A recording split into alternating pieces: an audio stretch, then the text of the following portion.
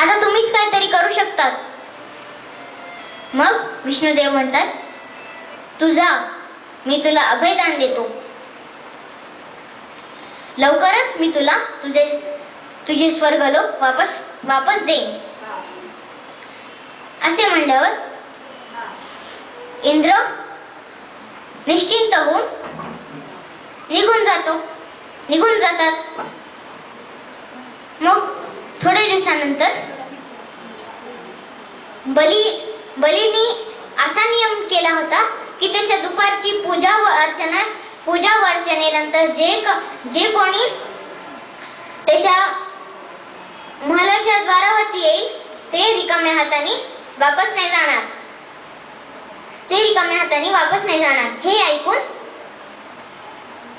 विष्णुदेव म्हणतात की आता शक्तीने नाही, युक्तीने उपाय काढावा लागेल. म्हणून विष्णू दुसऱ्या दिवशी एक छोट्याशा बटूचे रूप घेऊन बलीच्या दरबाराच्या द्वारावरती जातात आणि ओम भवती भिक्षाम देही असे गजर करतात. ते गजर ऐकल्यावरती बलीला वाटते की आपल्या द्वारावरती एक छोटे बटू आलेले आहेत.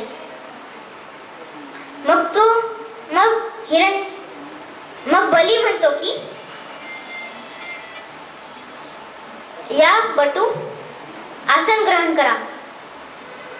असे म्हणून तो त्यांची पाद्यपूजा करून त्यांना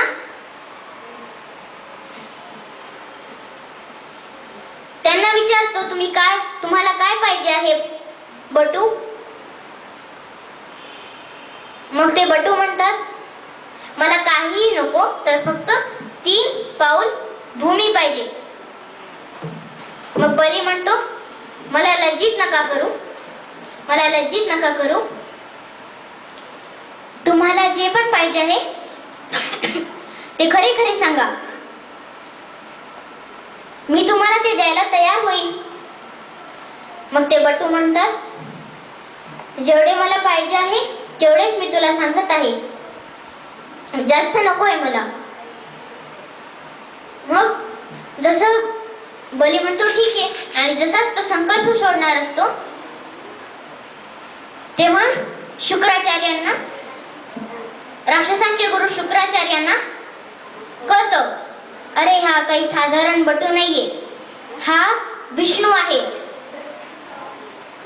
ते बलीला सावधानही करतात की बली हा कोणी साधारण बटू नाही, तर स्वयं विष्णू आहे.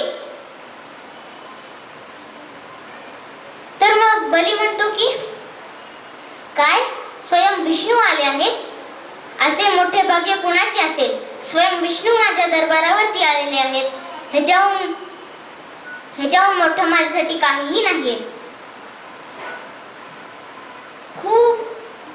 शुक्राचार्य खूप प्रयत्न करतात संकल्प न सोडण्याची, तरी बली काही ऐकत नाही. आता शेवटी शुक्राचार्य त्या नळीमध्ये जाऊन बसतात आणि पाण्याचा प्रवाह थांबवत असतात. मग बली म्हणतात, मग ते बटू म्हणतात की काय रे बली, एका छोट्याशा बटूला 3 पाऊल द्यायसाठी घाबरत आहेस काय? मग बली म्हणतो की नाही हो बटू, मी तरी हे संकल्प सोडण्याचा खूप प्रयत्न करत आहे, तरी काहीच निघत नाहीये, तरी जल निघत नाहीये. होय, मी आता त्या नळीमध्ये काहीतरी कचरा अडकला असेल, मी काढतो त्याला.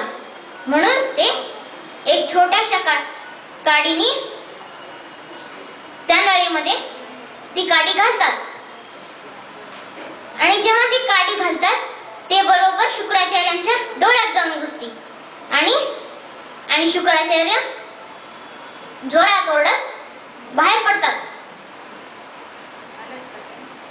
मग बली संकल्प सोडतो आणि म्हणतो, बटू तुम्ही सुरू करू शकतात. मग असे म्हणल्यावर ते बटू एक मोठं रूप घेतात आणि त्यांच्या 2 पावलामध्ये पृथ्वीलोक व स्वर्गलोक व्यापून घेतात आणि बलीला म्हणतात, बली, तू तरी मला 3 पावलांचे वचन दिले होते, तुझे वचन तरी अपूर्ण राहिले आहे.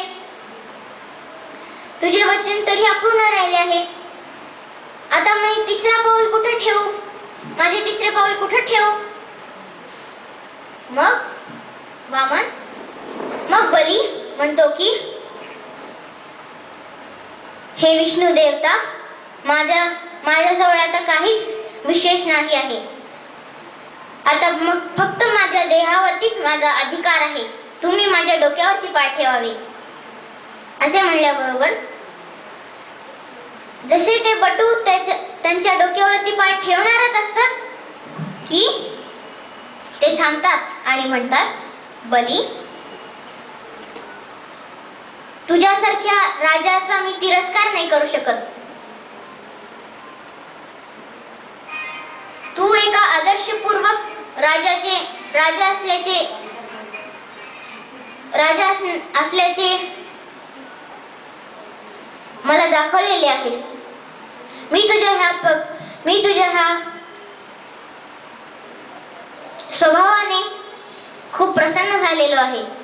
जा आणि पाताळावरती राज्य कर.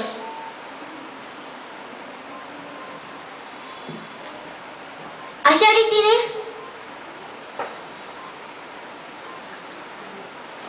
परमेश्वरांनी पृथ्वी व स्वर्गलोकाला जिंकून घेतले आणि इंद्रास वापस त्याचे सिंहासन दिले.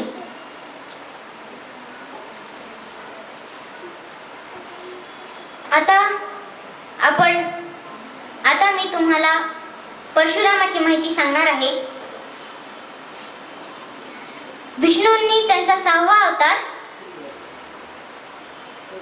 रेणुका माता व जमदग्नी ऋषींच्या पोटी घेतला होता. त्यांचे गुरु होते महादेव.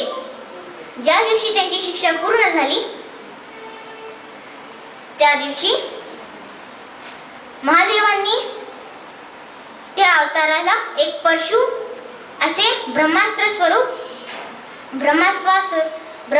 स्वरूप भेट केला आणि म्हणाले,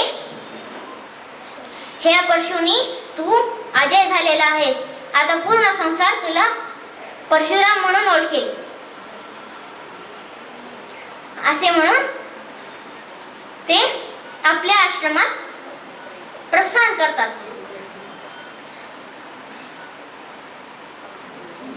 काळ असंच जात होता की अचानक एके दिवशी कार्तवीर अर्जुन व त्याची सेना जमदग्नी ऋषींच्या आश्रमात येते.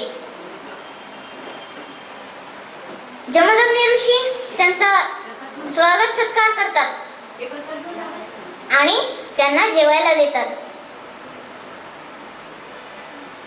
मग तितक्यात त्याच्या कार्तवीर्यार्जुनच्या सेनापतीची नजर कामधेनू गायीवरती पडती आणि तो कार्तवीर्यार्जुनला म्हणतो की, महाराज,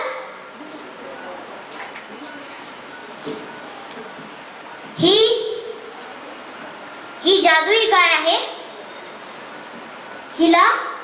ह्या गायीला ह्या ऋषीच्या आश्रमात नाही, तुमच्या सेवेत असायला पाहिजे. मग कार्तवीर्यार्जुन म्हणतो, हो, खरे आहे. मी आत्ता जाऊन त्या जमदग्नी ऋषींकडून कामधेनू गाय घेऊन येतो. तो कार्तवीर्यार्जुन जमदग्नी ऋषींना कामधेनू गाय मागतो, पण जमदग्नी ऋषी काही कार्तवीर्यार्जुनला देत नाही आणि म्हणतात, हे राजा, ही गाय आमची माता स्वरूप आहे.